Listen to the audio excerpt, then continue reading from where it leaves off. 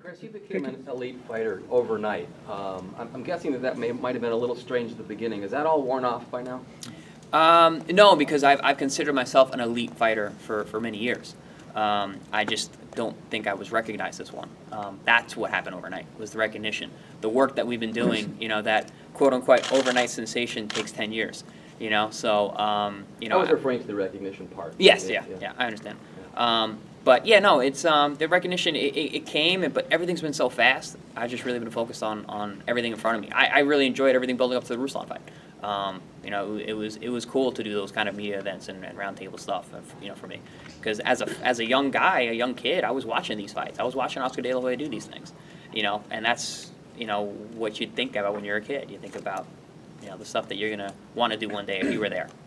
Just jumping in quick too, if there's any Spanish media that wants to ask a question to Chris in Spanish, please feel free. Chris, has it been a little bit overwhelming as far as maybe the way your life has changed since you have become, much more recognized than you were before? Absolutely. That's one of the reasons that I brought on my man here, Kevin Rooney. He's been taking care of a lot of things for me. But also speaking to the financial advisors, attorneys, accountants, making sure that everything in the business side has been taken care of. That's probably been the most overwhelming stuff.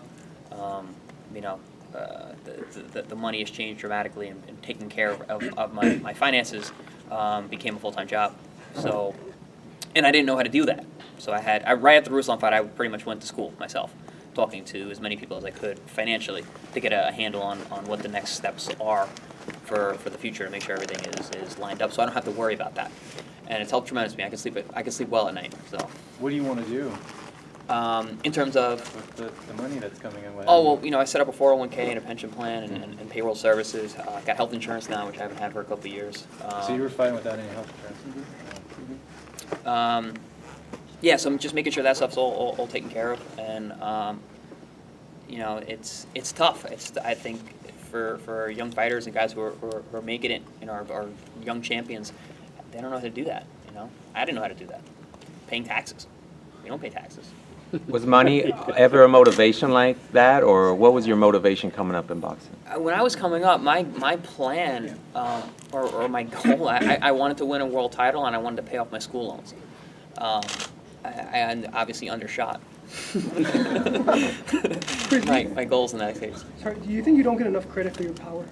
Yeah, absolutely. I think that. I think all my sparring partners think that. I think my coaches think that too. But I think it's being realized more and more. Guys who are actually at my fights and see the way that I punch, and the fact that a guy like Ruslan Vatnikov, who's pretty much bulletproof, didn't walk through my punches. So, you gotta look beyond the numbers in this sport.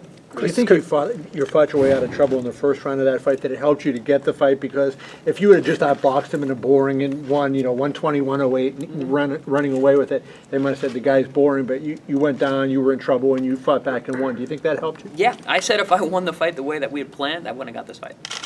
I think that's just the way the cookie crumbles in the sport. But it is what it is, and Joe DeGuardia says, "Man, that eye, man, that was really good for you." I'm like, really? I didn't like that.